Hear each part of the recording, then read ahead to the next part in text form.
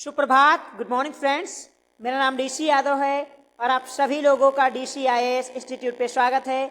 22 फरवरी 2023 का current affairs पढ़ेंगे हम सबसे बेहतर और सबसे अलग अंदाज में। हमारे साथ आप नए हैं तो प्लीज़ सब्सक्राइब कीजिए DCIAS इंस्टीट्यूट को और पढ़िए सबसे बेहतर और सबसे अलग अंदाज में डेली का करंट अफेयर सीरीज। आज का अपना पहला सवाल है साथियों कि नीति आयोग के CEO किसे नियुक्त किया गया है। नीति आयोग के अब नए CEO कौन होंगे आपको ये बताना है। राधा मोहन, परमेश वर्मा, BR सुब्रमण्यम या अमित सिंघल। इसका सही आंसर है ऑप्शन सी, BR सुब्रमण्यम साहब को नीति आयोग का नया CEO नियुक्त किया जाएगा। BR सुब्रमण्यम साहब 1987 बैच के उड़ीसा कैडर के IAS ऑफिसर हैं। अब इन्हें नीति आयोग का नया CEO यानी चीफ एग्जीक्यूटिव ऑफिसर, मुख्य कार्यकारी अधिकारी नियुक्त किया गया है, तो इसलिए ये सुर्खियों में थे। इससे पहले जो नीति आयोग के हमारे CEO थे उनका नाम था N परमेश्वरम अय्यर। अब N परमेश्वर अय्यर अपने पद से रिटायर हो रहे हैं और नए हमारे चीफ एग्जीक्यूटिव ऑफिसर हो रहे नीति आयोग के BR सुब्रमण्यम साहब।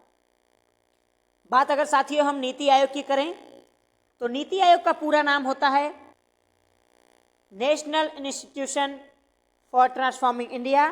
तो national institution for transforming India ये नीति आयोग का पूरा नाम है। नीति आयोग की स्थापना हुई थी 1 जनवरी 2015 को।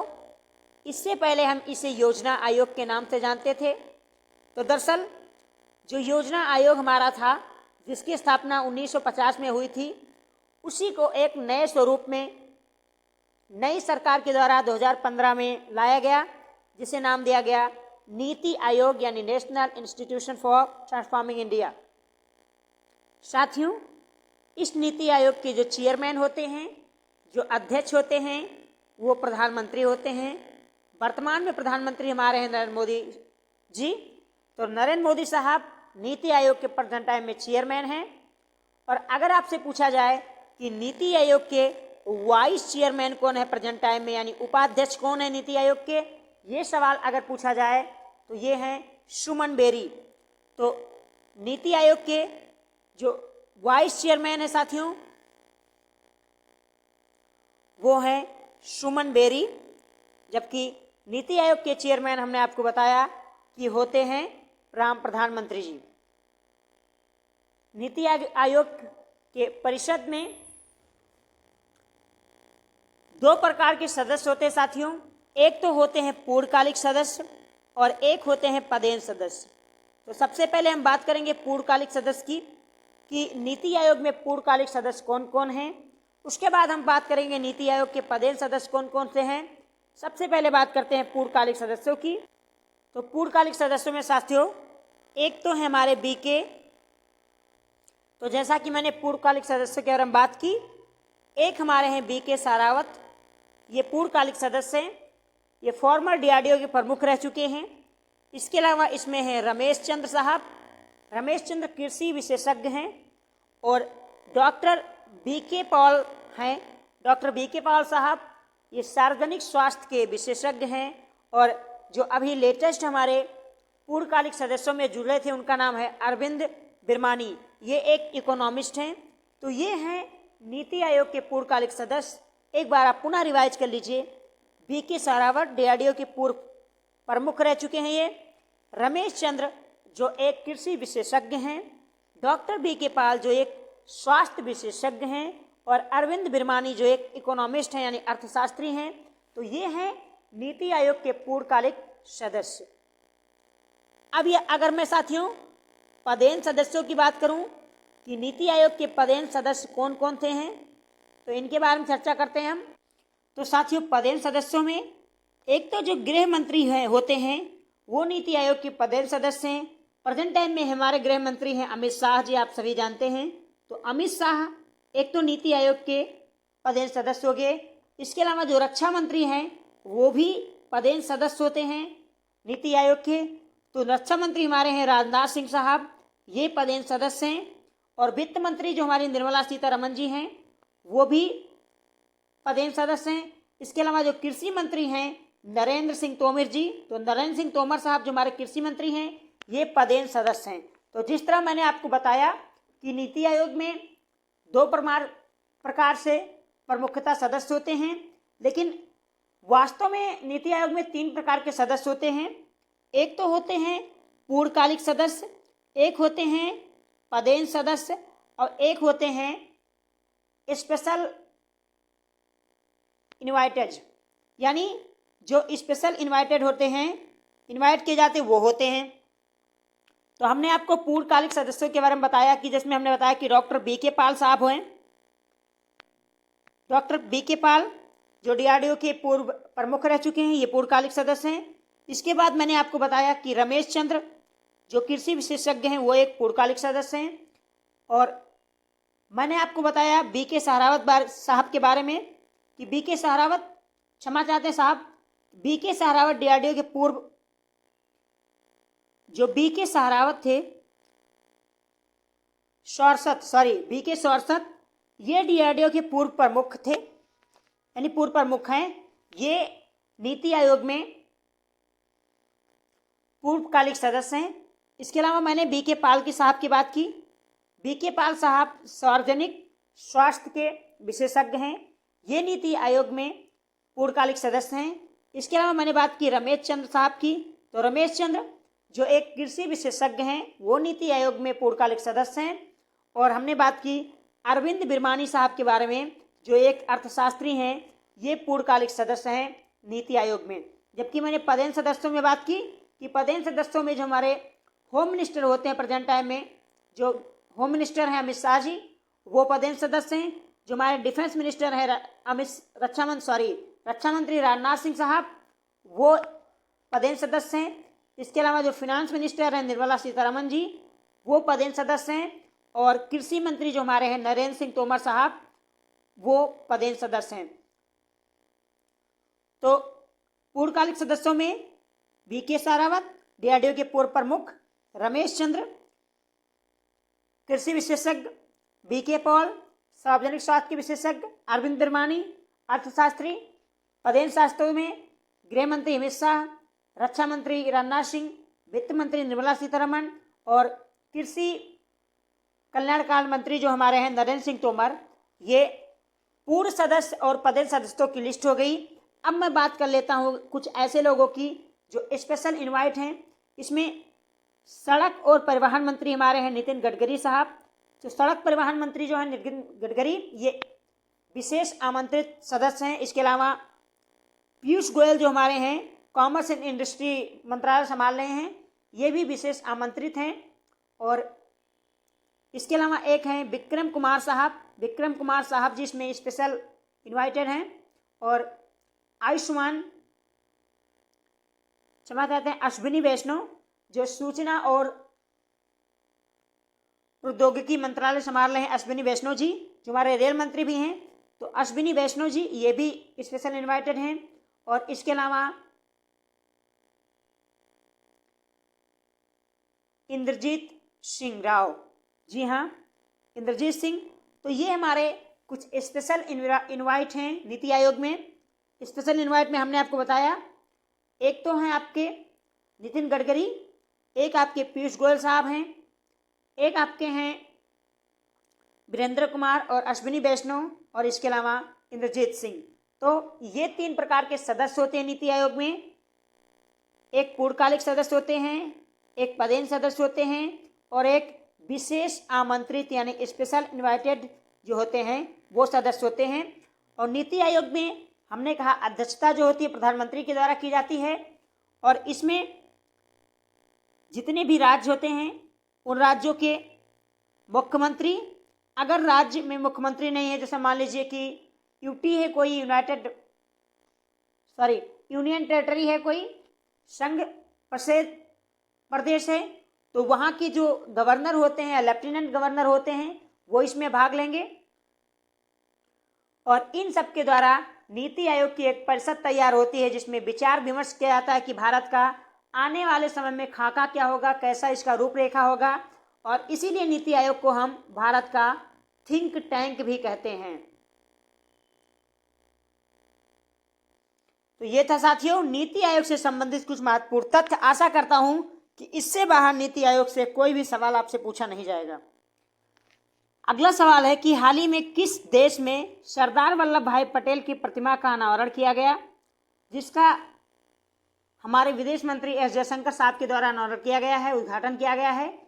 आपको बताना है कि किस देश में हुआ, कंबोडिया, मेडागास्कर, फिजी या तुर्की। इसका सही आंसर है ऑप्शन सी, फिजी, जहां पे हाल ही में आप सभी को पता है कि 12वां विश्व हिंदी सम्मेलन का आयोजन हुआ और इस 12वें विश्व हिंदी सम्मेलन में हमारे देश के विदेश मंत्री सुब्रमण्यम जयशंकर साहब पहुंचे और सुब्रमण्यम जयशंकर साहब के द्वारा फिजी में सरदार वल्लभ भाई पटेल की प्रतिमा का अनावरण किया गया। तो इसलिए सही आंसर है ऑप्शन सी।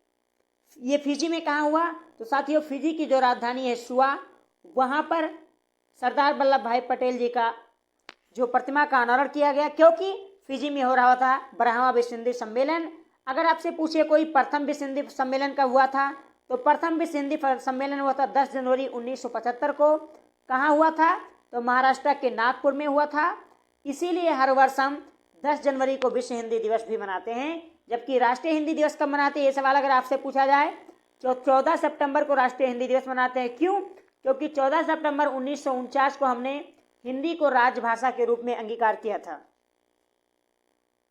बात साथियों सरदार वल्लभ भाई पटेल जी की हो रही है, तो एक संक्षिप्त जानकारी हम जानेंगे सरदार वल्लभ भाई पटेल जी के बारे में। सबसे पहले हम बात करते हैं इनके जन्म की। तो सरदार वल्लभ भाई पटेल जी का जो जन्म हुआ था वो 31 अक्टूबर 1875 को हुआ था। इसीलिए हर वर्ष हम 31 अक्टूबर को एकता दिवस के रूप मनाते हैं। एकता दिवस यानी यूनिटी डे के रूप में मनाते हैं। और इनकी दुनिया में सबसे लंबी मूर्ति है जिसे हम स्टैचू ऑफ यूनिटी के नाम से जानते हैं। ये कितनी मीटर लंबी है, अगर आपसे ये सवाल पूछा जाए स्टैचू ऑफ यूनिटी, तो 182 मीटर लंबी है। जी हाँ, यानी 597 फीट लंबी है।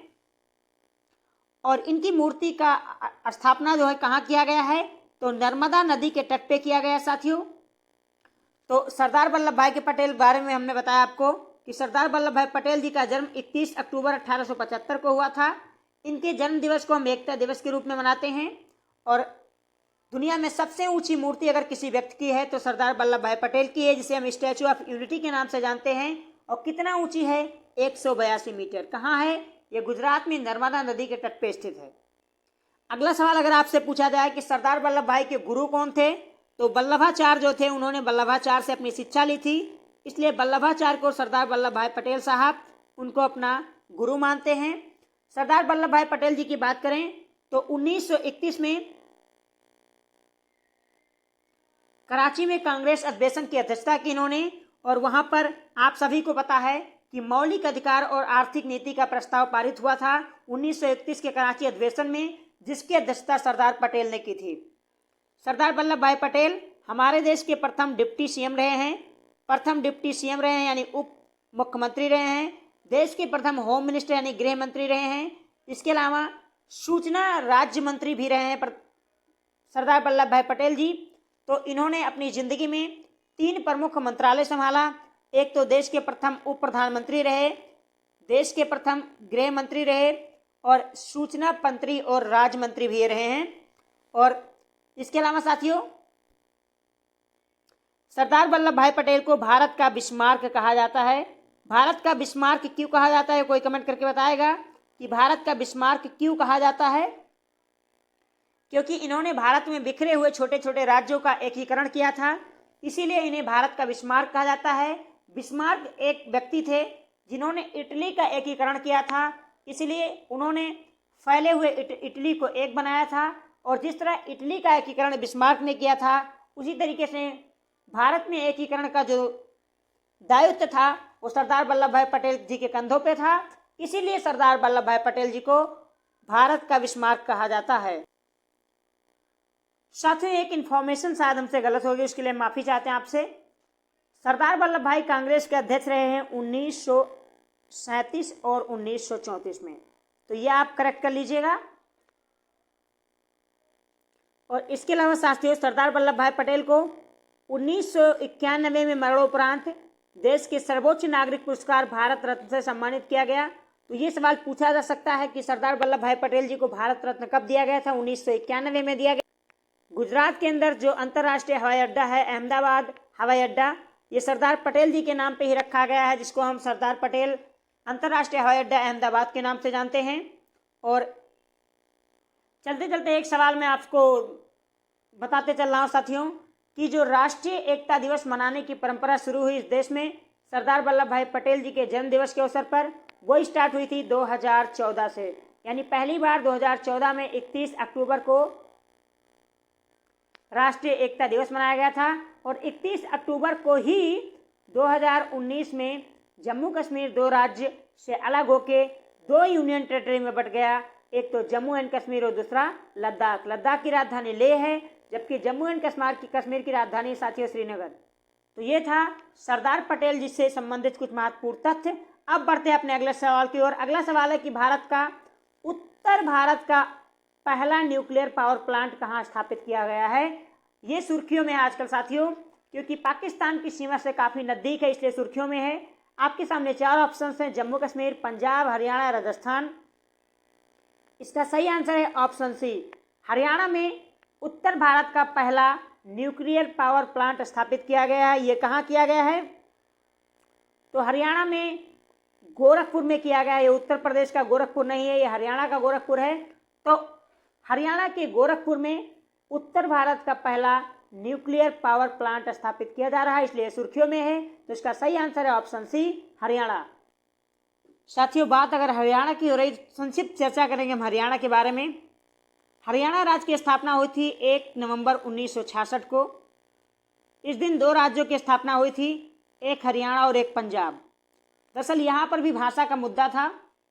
हिंदी भाषा के आधार पे हरियाणा का गठन हुआ, जबकि पंजाबी भाषा के आधार पे पंजाब का गठन हुआ। तो पंजाब और हरियाणा 2 राज्यों की स्थापना हुई थी 1 नवंबर 1966 को। और उसी समय आपको पता है कि हिमाचल प्रदेश को अलग करके एक यूनियन टेरिटरी यानी संघ प्रदेश बना दिया गया था, केंद्र शासित प्रदेश बना दिया गया था, जिसे बाद में 1971 में, आपको सभी को पता है कि 1971 में हिमाचल प्रदेश को भी पूर्ण राज्य का दर्जा दिया गया। तो पहले एक राज्य हुआ करता था जिसमें 3 राज्य थे, एक तो पंजाब था, एक हरियाणा था, एक हिमाचल प्रदेश था। बाद में पंजाब और हरियाणा अलग हो गए भाषा के आधार पर। कब अलग हुए? 1 नवंबर 1966 को। तो आप ये याद रखिए, आगे चल के हिमाचल प्रदेश को भी 1971 में पूर्ण राज्य का दर्जा दे दिया गया, लेकिन जब ये अलग हुए तो इसको केंद्र शासित प्रदेश बना दिया गया था। तो आई थिंक ये मुद्दा आपको समझ में आ गया। अब यहाँ से बहुत सारे कॉन्सेप्ट आपके क्लियर हो जाएंगे। अब बात करते हैं हरियाणा की हम। हरियाणा का जो सबसे बड़ा शहर है साथी, वो है फरीदाबाद।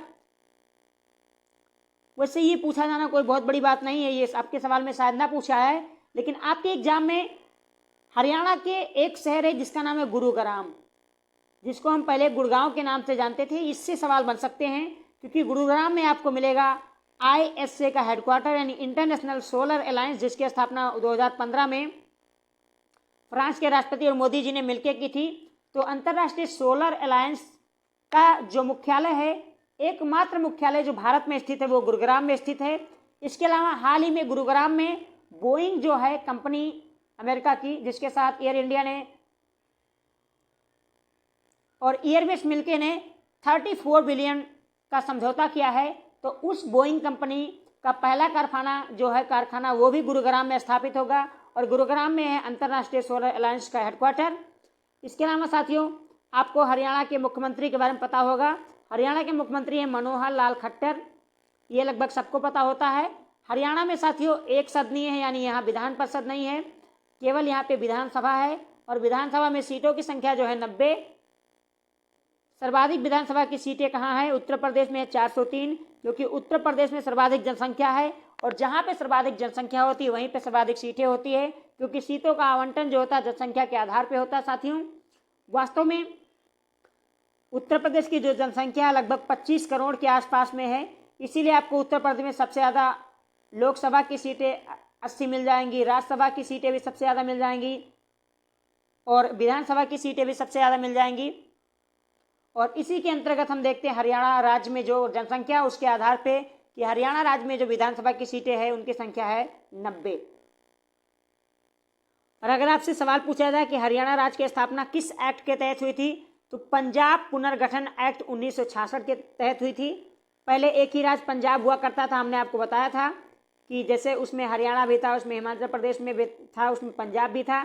तो पंजाब राज्य पुनर्गठन अधिनियम आया 1966 में, जिसके तहत हरियाणा और पंजाब को नए राज्य का दर्जा दिया गया अलग अलग। हिमाचल प्रदेश को एक यूनियन टेरिटरी बना दिया गया। बाद में आगे चल के 1971 में इसको भी पूर्ण राज्य का दर्जा दे दिया गया। और अब हरियाणा ने साथियों अपना जो राजकीय वृक्ष बनाया है वो पीपल है, यानी हरियाणा का राजकीय वृक्ष जो है पीपल है। यहाँ का राजकीय जो पुष्प है वो भारत का जो राष्ट्रीय पुष्प है कमल, उसी को राजकीय पुष्प बनाया है। राष्ट्रीय जो पशु है वो कृष्ण मृग है, यानी काली जो हिरण होती है मृग है। आप सभी को बताइए बद्रीनाथ जो वन्य जीव अभ्यारण्य उत्तराखंड में मिलेगा, वहाँ पे पाई जाती है अच्छी खासी मात्रा में।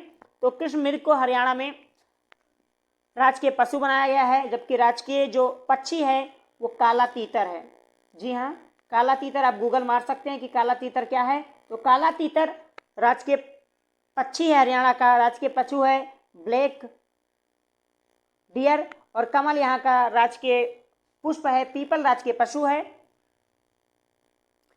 साथियों हम बता दें कि एक तो वियतनाम का नाम सुना होगा आपने, वियतनाम, और एक मिस्र का नाम सुना होगा आपने, और बांग्लादेश। इन तीनों का जो राजकीय पुष्प है वो भी कमल है। और हरियाणा में आपको दो प्रमुख राष्ट्रीय उद्यान मिलेंगे, एक तो कलेश्वर राष्ट्रीय उद्यान आपको मिलेगा और एक मिलेगा आपको सुल्तानपुर राष्ट्रीय उद्यान। तो दो राष्ट्रीय उद्यान है। टोटल भारत में राष्ट्रीय उद्यान कितने हैं? 106। पहला राष्ट्रीय उद्यान कौन सा था? Jim Corbett. लेटेस्ट राष्ट्रीय उद्यान कौन है? दिहंग पटकाई, जो आपको असम में मिलेगा। अब बढ़ते साथियों अपने चौथे सवाल की ओर। चौथा सवाल है कि हाल ही में 20 फरवरी को किस राज्य की स्थापना दिवस मनाया गया? मिजोरम, अरुणाचल प्रदेश या दोनों? इनमें से कोई नहीं। इसका सही आंसर है ऑप्शन सी। 20 फरवरी को मिजोरम और अरुणाचल प्रदेश की स्थापना हुई थी। दोनों को पूर्ण राज्य का दर्जा दिया गया था। इसीलिए हर वर्ष 20 फरवरी को मिजोरम और अरुणाचल प्रदेश की स्थापना दिवस मनाया जाता है। हमारे प्रधानमंत्री मोदी जी ने और राष्ट्रपति द्रौपदी मुर्मू जी ने मिजोरम और अरुणाचल प्रदेश को उनकी स्थापना पर बधाई दी है, इसलिए ये सुर्खियों में था। तो आपसे पूछा जा सकता है कि मिजोरम और अरुणाचल प्रदेश की स्थापना कब हुई थी? तो 20 फरवरी को हुई थी। 20 फरवरी को कब हुई थी साथियों? तो दोनों को 20 फरवरी 1987 में पूर्ण राज्य का दर्जा दिया गया था। सबसे पहले हम बात करेंगे अरुणाचल प्रदेश का, जो भारत का सबसे पूर्वी राज्य है, आप सभी लोग जानते हैं। ये है हमारा प्यारा भारत आपके सामने। मैं कोशिश करता हूं इंडिया बनाने की।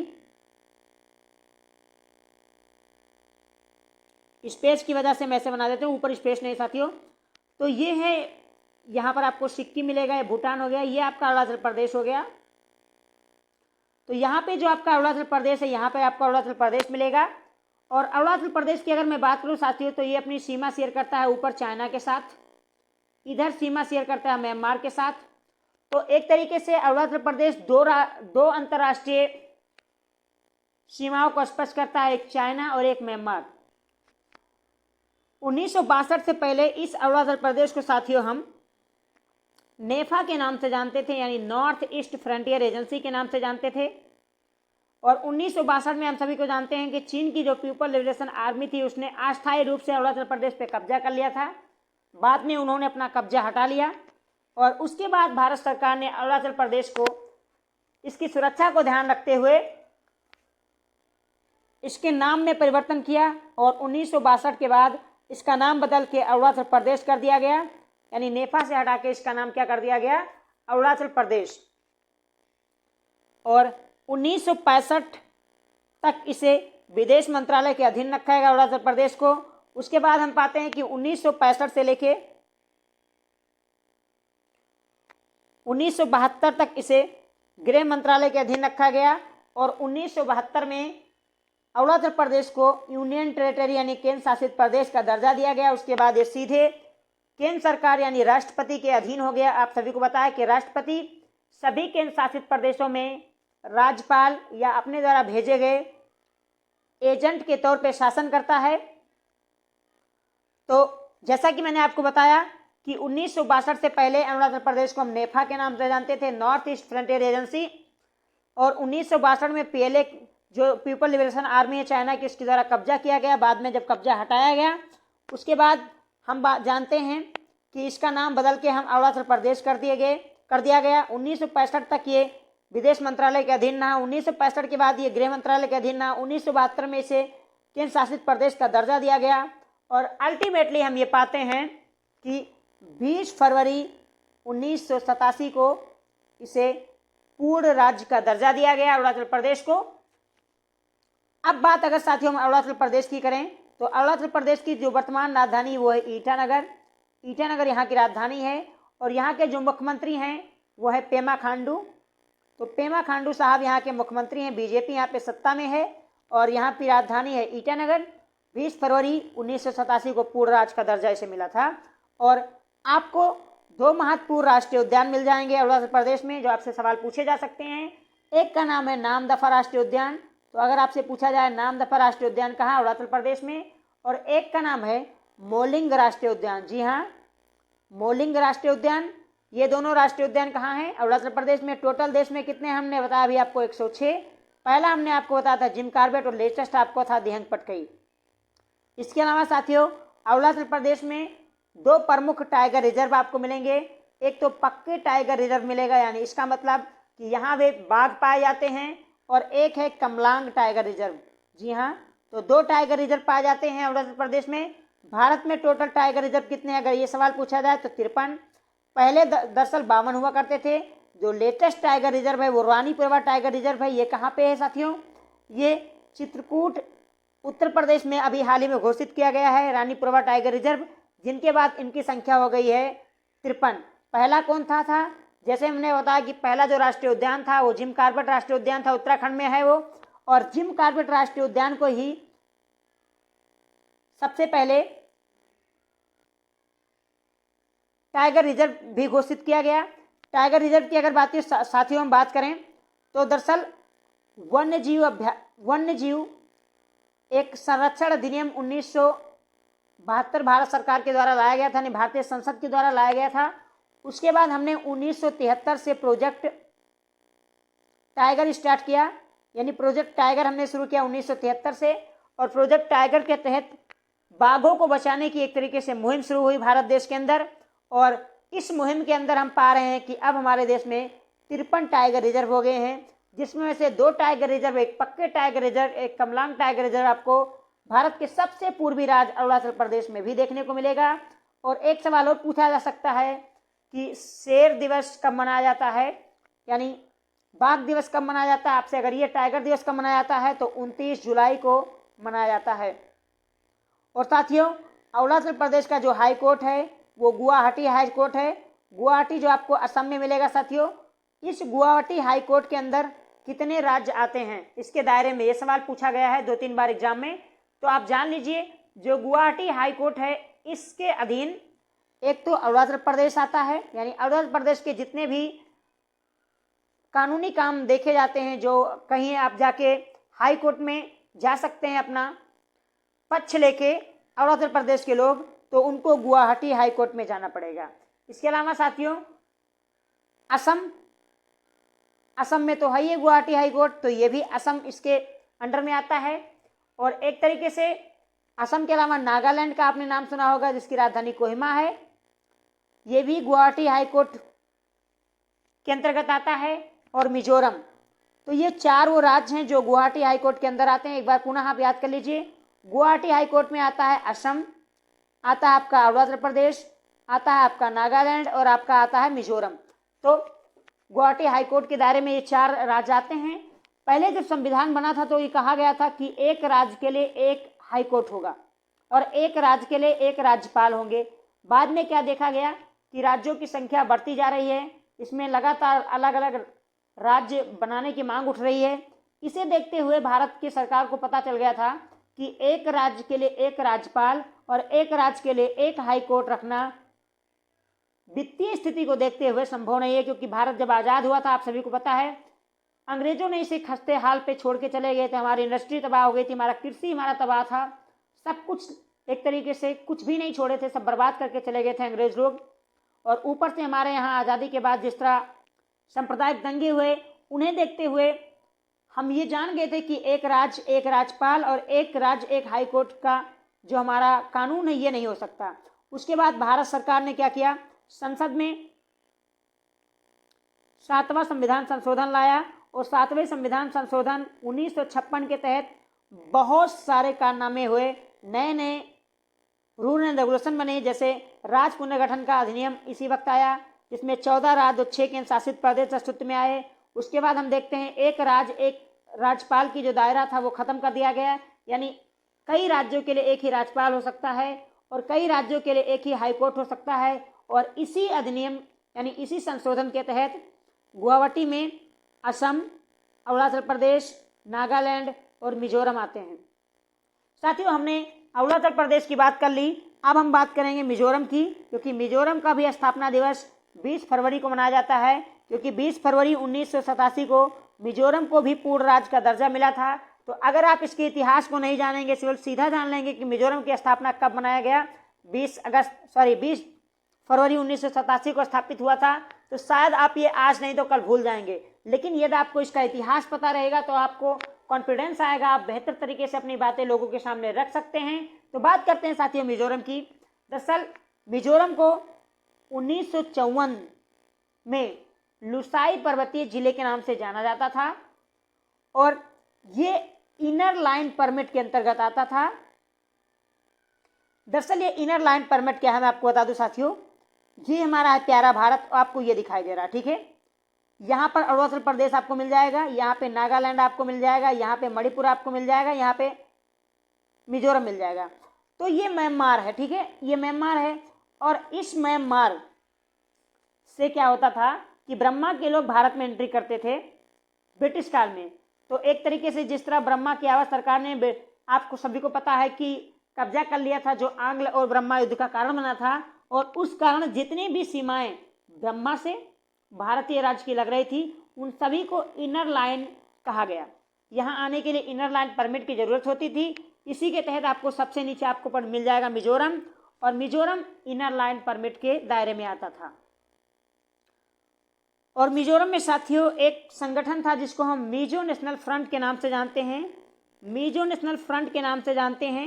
ये संगठन क्या किया था कि भारत की आज़ादी के बाद मिजोरम को एक अलग देश बनाने की कोशिश में लगा हुआ था, और इस फ्रंट यानी मिजो नेशनल फ्रंट के द्वारा वहाँ पे बहुत सारी हिंसक गतिविधियाँ की गई, जिसमें बहुत सारे बेगुनाह लोग मारे गए।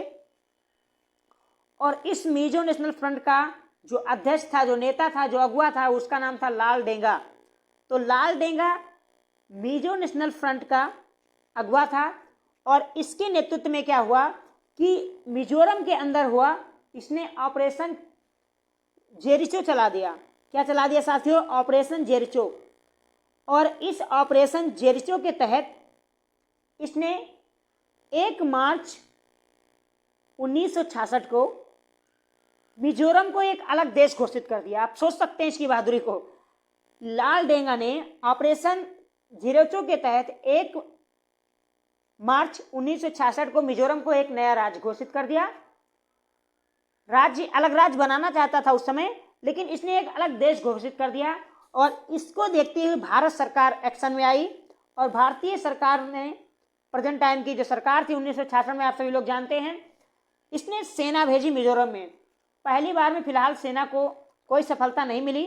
जब भारतीय सेना हेलीकॉप्टर के साथ मिजोरम पहुंची, उसके बाद धीरे धीरे इसके ऊपर कंट्रोल किया गया, इस विद्रोह को दबाया गया, और अल्टीमेटली हम ये जानते हैं कि 21 जनवरी 1972 को हमने मिजो फ्रंट के साथ हमें समझौता करना पड़ा।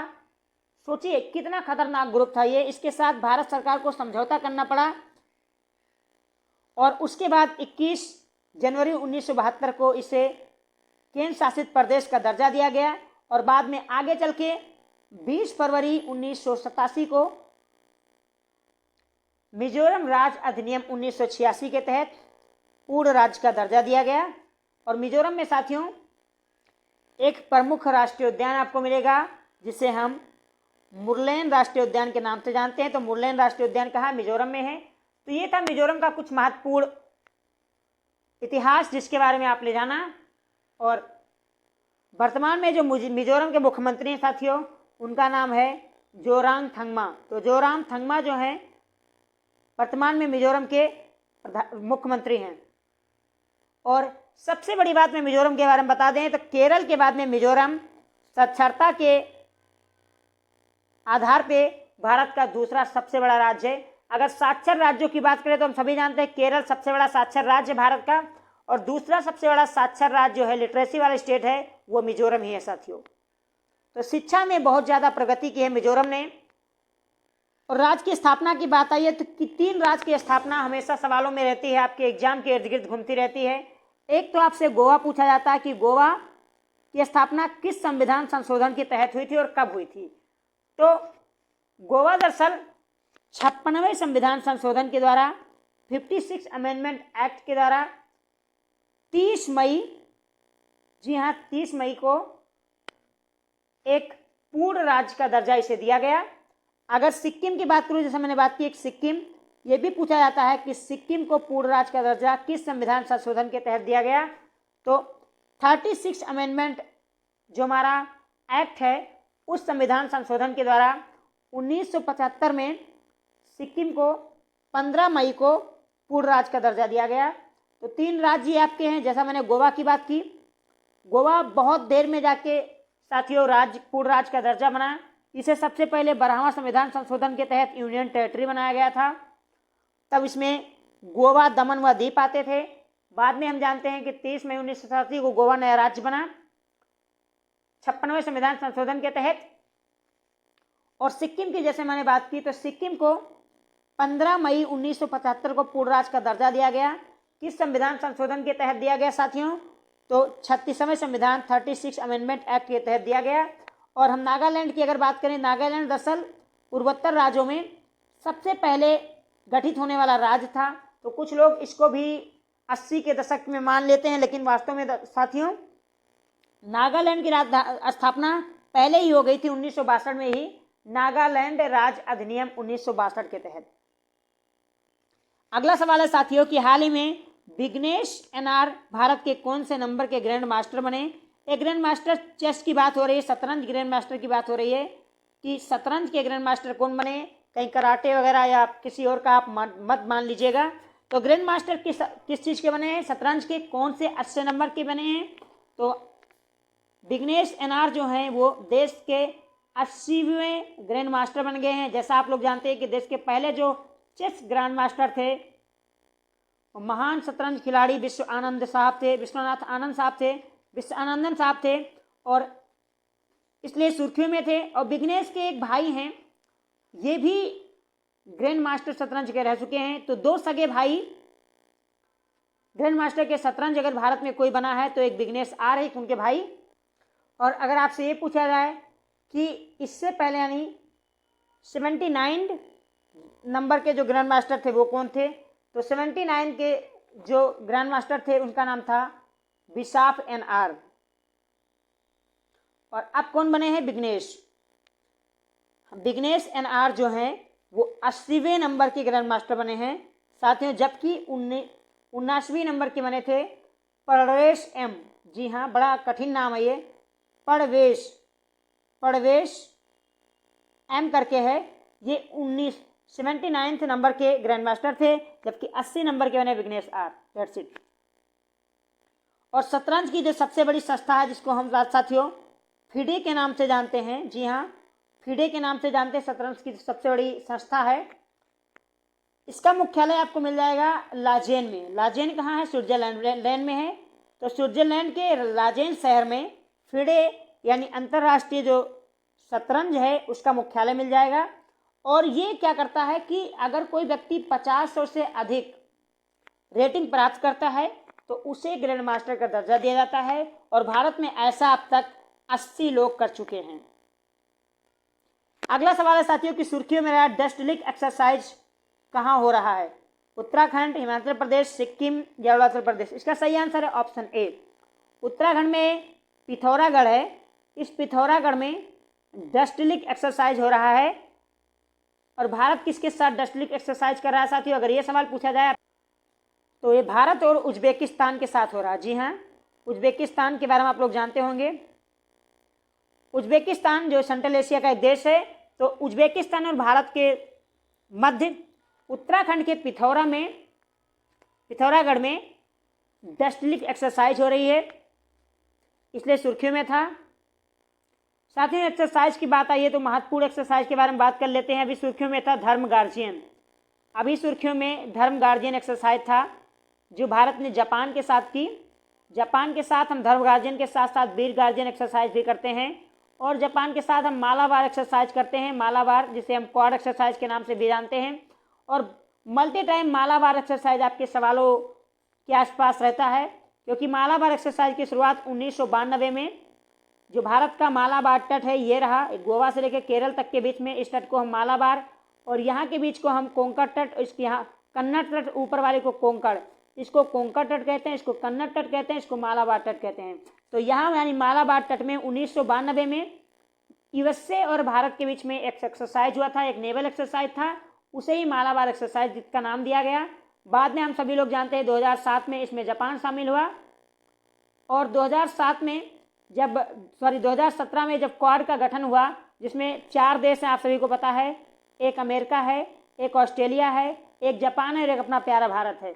इन चारों के द्वारा 2017 में क्वाड की बैठक हुई, स्थापना की गई। तो 2017 में जब क्वाड की बैठक हुई तो इसमें अब चारों देश एक्सरसाइज करते हैं मालाबार एक्सरसाइज में, इसलिए इसको क्वाड एक्सरसाइज के नाम से भी जाना जाता है। बाकी रही बात उत्तराखंड की, साथियों तो जानते हैं उत्तराखंड देवों की भूमि के नाम से जाना जाता है। उत्तराखंड की स्थापना 9 नवंबर 2000 को हुई थी। ये उत्तर प्रदेश से अलग होकर एक नया राज्य बना था, यानी उत्तर प्रदेश से अलग होकर 9 नवंबर सन 2000 में उत्तराखंड एक नया राज्य बना था। वर्तमान उत्तराखंड की जो राजधानी है वो देहरादून है,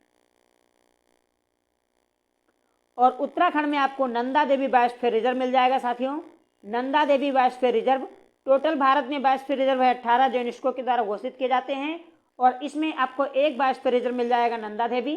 जबकि विश्व विरासत स्थलों की बात करें यानी वर्ल्ड हेरिटेज साइट की अगर मैं बात करूं तो उत्तराखंड में 2 वर्ल्ड हेरिटेज साइट हैं, एक तो नंदा देवी जो बायोस्फीयर रिजर्व खुद है, और एक फूलों की घाटी जो एक राष्ट्रीय उद्यान है। तो नंदा देवी राष्ट्रीय उद्यान है, नंदा देवी एक बायोस्फीयर रिजर्व है, नंदा देवी एक विश्व विरासत स्थल है, और नंदा देवी भारत की तीसरी सबसे ऊंची चोटी है। K2 और कंचनजंगा के बाद तीसरी सबसे ऊंची चोटी हुई है। फूलों की जो घाटी है ये राष्ट्रीय उद्यान है, आपको उत्तराखंड में मिल जाएगा। जबकि उत्तराखंड में ही देश का पहला राष्ट्रीय उद्यान आपको जिम कॉर्बेट राष्ट्रीय उद्यान मिलेगा, जिसकी स्थापना 1936 को हुई थी। उत्तराखंड में आपको राजाजी राष्ट्रीय उद्यान मिल जाएगा, जो हमारे देश स्वतंत्र भारत के पहले जो गवर्नर थे चक्रवर्ती गोपालाचारी साहब, इन्हें प्यार से हम राजा जी कहते थे, तो इन्हीं के नाम पे उत्तराखंड में आपको राजा जी राष्ट्रीय उद्यान भी मिल जाएगा। इसके अलावा आपको गोविंद बल्लभ पंत राष्ट्रीय उद्यान भी आपको मिल जाएगा। गोविंद बल्लभ पंत कौन थे भैया? गोविंद बल्लभ जो पंत थे ये महान स्वतंत्रता सेनानी थे और उत्तर प्रदेश के प्रथम मुख्यमंत्री थे। जब उत्तर प्रदेश का गठन हुआ था 24 जनवरी 1950 को, तब उत्तर प्रदेश के जो प्रथम मुख्यमंत्री बने थे वो गोविंद बल्लभ पंत बने थे। बाद में हमने आपको बताया कि 2000 में 9 नवंबर को उत्तराखंड अलग हो गया, तो उत्तराखंड में गोविंद बल्लभ पंत जी के नाम पे भी एक राष्ट्रीय उद्यान है। इसके अलावा आपको गंगोत्री राष्ट्रीय उद्यान उत्तराखंड में मिल जाएगा। तो ये प्रमुख राष्ट्रीय उद्यान है उत्तराखंड में। और उत्तराखंड में स्थित जो टिहरी बांध है साथियों, टिहरी बांध ये दुनिया का सबसे ऊंचा बांध है जो आपको भागीरथी नदी पे मिलेगा। भागीरथी नदी पे बना हुआ टिहरी बांध दुनिया का सबसे ऊंचा बांध है, आप सभी को पता होगा। और अगर नहीं पता तो मैं बता दूं, यहाँ पे है गंगोत्री ग्लेशियर, यहाँ पे साथियों है गंगोत्री ग्लेशियर। इस गंगोत्री ग्लेशियर से निकलती है भागीरथी नदी। और यहाँ पे है आपका सतोपथ ग्लेशियर, और इस सतोपथ ग्लेशियर से निकलती है अलकनंदा। जिन्होंने गंगा सिस्टम को पढ़ा वो लोग जानते होंगे, जिसमें हम पढ़ते हैं यहाँ पे कि अलग अलग नदियाँ जैसे नंदाकिनी, मंदाकिनी, पिंडारी आके मिलती है। उसमें फिर नंद आप देखते हो, रुद्रप्रयाग, देवप्रयाग, नंदप्रयाग जैसे कई आपको प्रयाग मिल जाएंगे, जहाँ ये भागीरथी नदी और गंगा ये अलकनंदा मिलती है उसको देवप्रयाग कहा जाता है। और इसी भागीरथी नदी पे जो यहाँ गंगोत्री ग्लेशियर से निकलती है यहाँ तक इसे भागीरथी के नाम से जाना जाता है। और यहीं पे बना है टिहरी बांध जो दुनिया का सबसे ऊंचा बांध है। जबकि भारत का सबसे बड़ा बांध या पूरी दुनिया का सबसे बड़ा बांध की अगर मैं बात करूं तो सबसे बड़ा बांध भारत में है जिसका नाम है हीराकुंड बांध। जी हाँ, हीराकुंड बांध। हीराकुंड बांध जो आपको महानदी पे मिलेगा, महानदी पे बना हुआ है। ये उड़ीसा के संबलपुर में है और ये दुनिया का सबसे लंबा बांध है साथियों। इसकी जो लंबाई है अगर आपसे पूछे तो 25.8 किलोमीटर इसकी लंबाई है हीराकुंड बांध की। और जैसा कि मैंने बताया कि दुनिया के सबसे ऊंचे बांधों में शुमार है टिहरी बांध। तो इसकी ऊंचाई कितनी है? इसकी ऊंचाई है 260 मीटर, 260 मीटर। और इससे ऊंचा एकमात्र दुनिया का जो बांध है उसका नाम है three gorges dam, three gorges dam. तो थ्री गोर्जेस डैम जो है ये दुनिया का सबसे ऊंचा डैम है। हालांकि ये टिहरी बांध से ऊंचा है साथियों। एशिया में सबसे ऊंचा बांध जो है टिहरी है। दुनिया की बात करूं तो इसमें थ्री गोर्जेस डैम है। और ये जो थ्री गोर्जेस डैम है ये कहाँ पे बना, अगर ये सवाल आपसे पूछा जाए तो ये बना है यांगसी नदी। यांगसी नदी जो चाइना में है, तो यांगसी नदी चाइना में आपको मिलेगा थ्री गोर्जेस डैम चीन में। ये दुनिया का सबसे ऊंचा बांध है, बड़ा बांध है। उसके बाद आपका मिलेगा टिहरी बांध भारत में, उत्तराखंड में। कई प्रमुख बांध है जो आपके एग्जाम में आसपास हमेशा भटकते रहते हैं। उसमें एक तो टिहरी बांध है जो आपके एग्जाम में पूछा जाता है। दूसरा है हीराकुंड बांध जो आपसे एग्जाम में पूछा जाता है। तीसरा आपके एक नागार्जुन सागर बांध आपको मिलेगा, कृष्णा नदी पे आंध्र प्रदेश पे बना हुआ, वो पूछा जाता है। सरदार सरोवर डैम है वो पूछा जाता है। भाखड़ा नागल बांध है वो पूछा जाता है। तो यही प्रमुख कुछ गिने चुने डैम है जो आपके एग्जाम में बार बार पूछे जाते हैं, इन्हें आप याद कर लीजिए। अगला सवाल है कि सुर्खियों में रहा बाफ्टा अवार्ड 2023 किस देश की फिल्म एकेडमी है? अमेरिका, ब्रिटेन, फ्रांस या जापान? इसका सही आंसर है ऑप्शन बी, ब्रिटेन की जो फिल्म एकेडमी है जिसको हम बाफ्टा के नाम से जानते हैं, जिसका पूरा नाम है British academy of films and television act. इसका पूरा नाम है British academy of film and television act, जिसे हम शॉर्टकट में बाफ्टा के नाम से जानते हैं। और बाफ्टा ने 2023 के अपने अवार्ड घोषित कर दिए हैं। इसमें इस सुर्खियों में इसलिए साथियों क्योंकि जर्मन फिल्म थी जिसका नाम है all quite on the western front. All quite on the western front ये अपने नाम 7 अवार्डों को प्राप्त कर लिया है, यानी ये सर्वश्रेष्ठ फिल्म निर्धारित की गई है बाफ्टा में। तो इसको आप पढ़ लीजिएगा गूगल करके। और अब बढ़ते हैं अपने अगले सवाल की ओर। साथ अगला सवाल भी फिल्म से संबंधित है। दादा साहब फाल्के अंतर्राष्ट्रीय फिल्म महोत्सव आयोजित हुआ भारत में 2023 का। इसमें किस फिल्म को फिल्म ऑफ द ईयर घोषित किया गया है? पठान को, कश्मीर द फाइल्स को, गूंगा काठियावाड़ी को या आरआर को? तो वही चर्चित फिल्म आरआरआर, जिसे राजा मौली साहब ने निर्देशित किया, जिसका गाना था नाटू नाटू, जिसको गोल्डन ग्लोब अवार्ड से सम्मानित किया गया। अब इस फिल्म को फिल्म ऑफ द ईयर से नवाजा गया है 2023 में दादा साहब फाल्के अंतर्राष्ट्रीय महोत्सव में। और जबकि कश्मीर फाइल की अगर बात कर लूँ तो इसको बेस्ट फिल्म का अवार्ड दिया गया। अगर आपसे पूछा जाए कि बेस्ट फिल्म कौन सी घोषित हुई है तो द कश्मीर फाइल, जिसमें अनुपम खेर साहब ने एक बेहतर एक्टिंग की है। और इस मूवी को कश्मीर फाइल्स को बेस्ट फिल्म का अवार्ड दिया गया है। जबकि film of the year award के लिए चुना गया है RRR। दादा साहब फाल्के से याद आया साथियों, इनका जो पूरा नाम था दादा साहब फाल्के का, इनका नाम था ढूंढीराज गोविंद फाल्के। ढूंढीराज गोविंद फाल्के इनका नाम था साहब। और इन्होंने भारत की प्रथम जो मूवी थी राजा हरिश्चंद्र 1913 में निर्मित की थी। तो 1913 में निर्मित राजा हरिश्चंद्र जो देश की पहली मूवी थी, ये ढूंढीराज गोविंद साहब के द्वारा निर्मित की गई। और ये देश में सिनेमा जगत के एक तरीके से हमारे देश में पिता कहे जाते हैं। तो इसीलिए इनके नाम पे अंतर्राष्ट्रीय दादा फिल्म महोत्सव का आयोजन 2023 में किया गया, जिसमें कश्मीर फाइल को बेस्ट फिल्म और RRR को फिल्म ऑफ द ईयर से नवाजा गया। दादा साहब नासिक में जन्म लिए थे 1944 में 16 फरवरी को। तो 1944 में इनका जन्म हुआ था।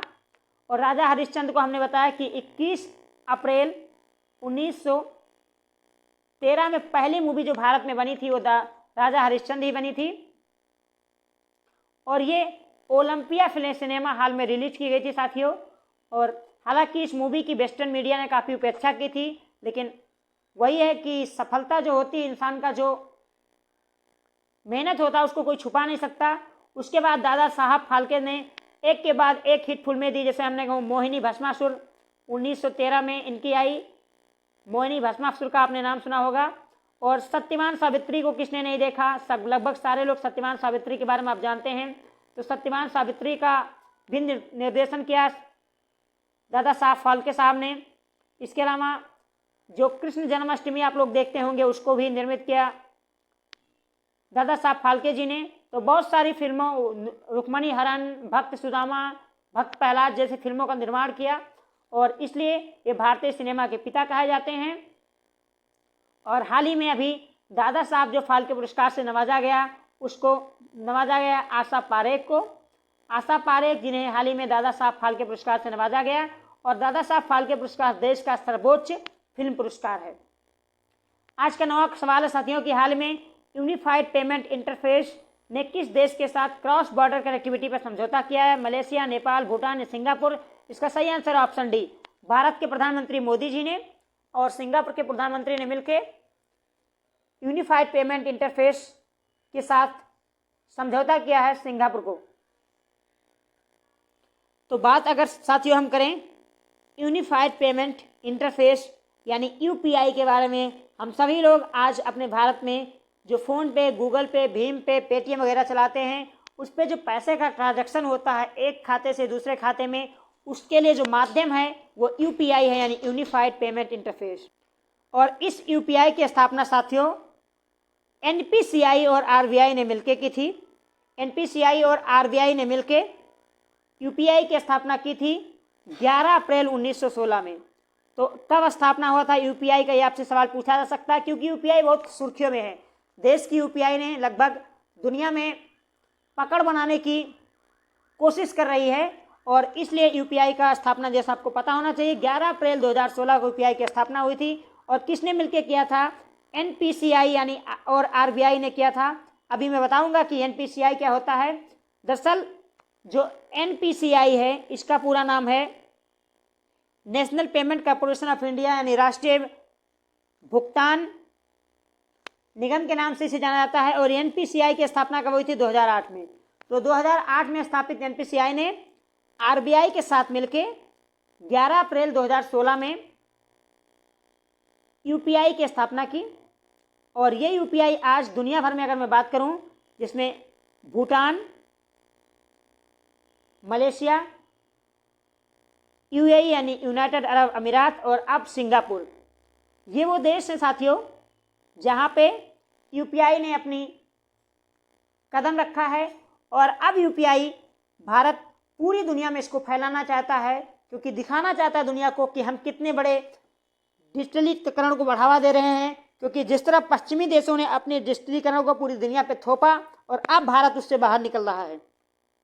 और आज का आखिरी सवाल है साथियों कि अंतर्राष्ट्रीय मातृभाषा दिवस कब मनाया जाता है? 18 फरवरी, 19 फरवरी, 20 फरवरी, 21 फरवरी? इसका सही आंसर है ऑप्शन डी, 21 फरवरी को अंतर्राष्ट्रीय मातृभाषा दिवस मनाया जाता है, इसलिए सुर्खियों में था। तो साथियों ये थे आज के टॉप 10 सवाल।